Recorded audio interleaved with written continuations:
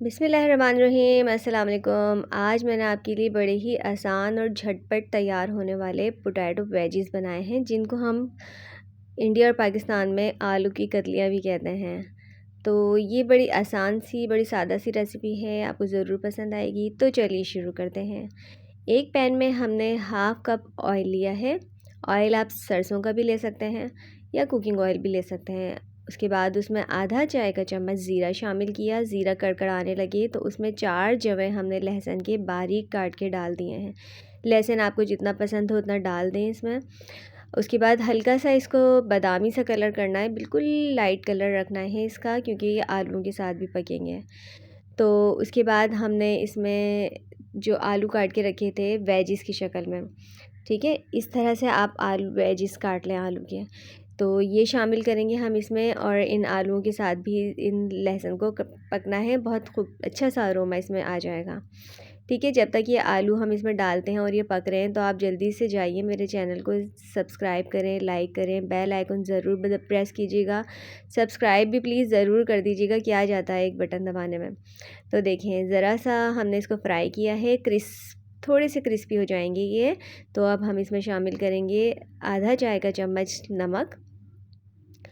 नमक डालने के बाद हम इसमें शामिल करेंगे आधा चाय का चम्मच हल्दी, और फिर एक चाय का चम्मच कुटी हुई लाल मिर्च शामिल करेंगे। और जो कुटी हुई लाल मिर्च है वो ऑप्शनल है, अगर आप मिर्चें कम खाना चाहते हैं तो कम डाल लें, काली मिर्च डाल लें। आपको नहीं खानी है तो आप मत डालें। तो इसमें हमने मिर्चें शामिल करके थोड़ा सा इसको फ्राई किया है, हल्का सा फ्राई किया है। अभी तक हमने इसमें पानी या कुछ भी शामिल नहीं किया है, ये इसी तरह गल जाएंगे, थोड़े से क्रिस्पी हो जाएंगे। थोड़े से क्रिस्पी हो गए तो थोड़ा सा अरोमा इन चीज़ों का आलूओं के अंदर आ जाएगा। तो उसके बाद हम इसमें टमाटर शामिल करेंगे। दो टमाटर हमने बारीक काट कर डाल दिया। अब ये इस टमाटर के पानी में ही गलेगा। अब 2 से 3 हरी मिर्च शामिल की है, ये भी ऑप्शनल है। ये जो हरी मिर्च और टमाटर हमने इसमें डाले हैं, ये आलू इसी पानी में गल जाएंगे, ठीक है। थोड़ा सा इसको फ्राई करेंगे ताकि टमाटर और ये अच्छी तरह से मिक्स हो जाए, नीचे लगे ना। अब उसके बाद हम उसको कवर करके रख देंगे ताकि ये आलू इस टमाटर के पानी में गल जाएं। बिल्कुल हल्की आंच पे इसको 10 मिनट आप छोड़ेंगे ना, तो कुछ भी नहीं होगा, ये टमाटर नरम हो जाएंगे, गल जाएंगे, और इसी पानी में ये तैयार हो जाएगा। तो ये देखिए, हमने लिड हटाया है 10 मिनट बाद। टमाटर की कंडीशन देखें, बिल्कुल गल चुके हैं, ये सॉफ्ट हो चुके हैं, तेल छोड़ चुके हैं। अब इसको थोड़ा सा फ्राई करेंगे, और ये देखिए आलू बिल्कुल गल चुके हैं टमाटर के पानी में। हमने कोई इसमें पानी शामिल नहीं किया है, कोई जले नहीं है, ठीक है।